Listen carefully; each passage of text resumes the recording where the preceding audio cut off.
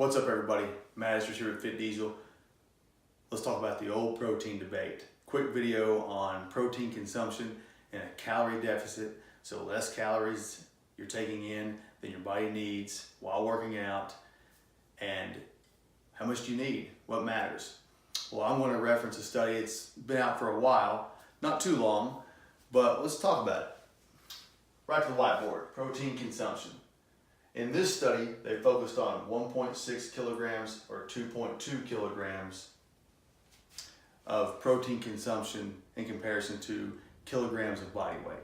Now, since we're here in the US, but I have followers in other countries, we're using kilograms, but for my US viewers, what that means is, in this case, for a 200-pound or 90 kilogram approximately, with some decimal points, male, that's 144 grams of protein versus 198 grams of protein.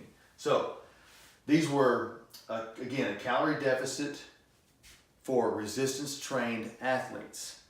So one group had, for example, 144 grams of protein for a 200-pound male or 198 grams of protein for a 200-pound male.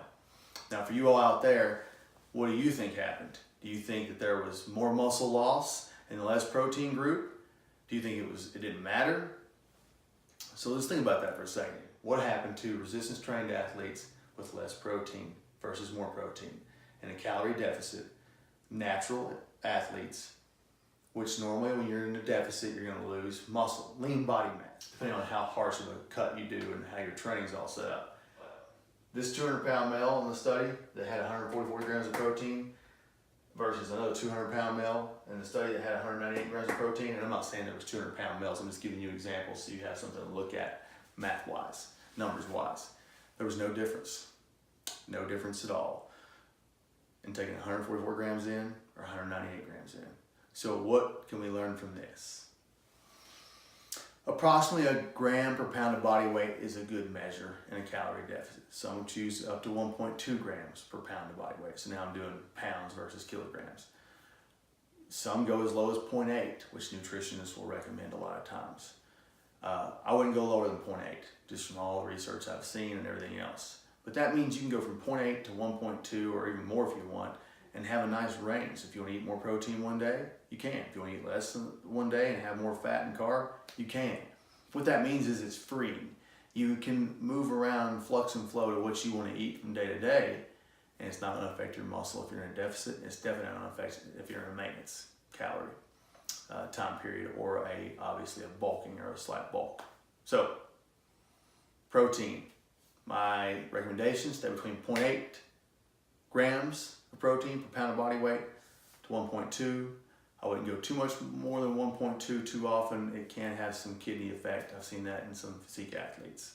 So, hope you enjoyed this video. If you have any questions or comments, put them in the social media below, because we have a lot of social media, so however you want to comment. Message us if you want training, fitdieselstrength.com. You can use our dietary interface that coaches you with my knowledge and the science that I know without having a coach and paying those prices, or you can get us for one-on-one coaching or strength and conditioning programs like I do for my professional athletes and other competitors in other areas. Less protein. We've heard we always need more protein. It builds muscle, right? And apparently you can have as much protein as you want on some diets and it doesn't affect your insulin. That's wrong too. So I'm gonna give you a little bonus. No matter how much protein you take in, even if you're a low carb person, after a certain threshold of protein, a certain grams of protein, your body is gonna process that and have an insulin spike from your pancreas. So there goes the debate on whether or not you should have carbs or not carbs because you wanna stay away from an insulin response. Protein causes an insulin response. That's why if you're doing the ketogenic diet and you're not fully doing it correctly, you're eating too much protein in one sitting, approximately 30 grams for most people, it's gonna kick you out of ketosis because you just spiked your insulin. Have a great day. God bless.